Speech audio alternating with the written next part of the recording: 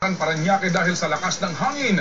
Sa San Juan, isa ang patay at dalawa ang sugatan sa pagguho ng pader. Sa Mandaluyong, naantala ang operasyon ng Shangri-La Mall na ito'y ulanin ng ulan sa loob. At sa Pasay, ilang daang Muslim ang inilikas ng mawasak na nilang bahay sa tubig baha. Exclusive, nagpapatol si Alex Santos.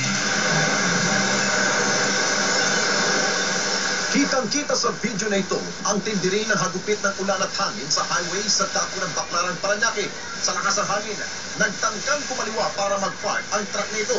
Pero nawala ng kontrol ang driver hanggang sa tuluyang mapatagilid ang truck.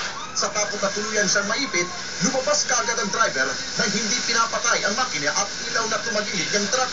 Ilang minuto lang ang nakaraan, isa pang truck at delivery van ang tumagilid din sa kabilang kalye.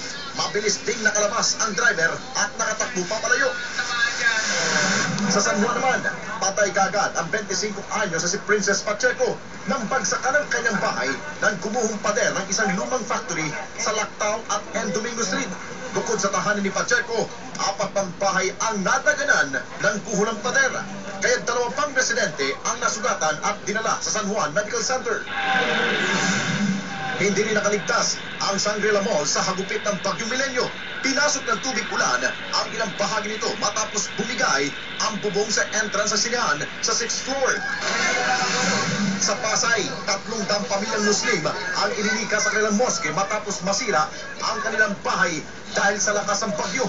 Nananawagan ng tulong ang mga Muslim dahil marami na umanong nagkakasakit na bata at matanda. Alex Santos, Patrol ng Pilipino.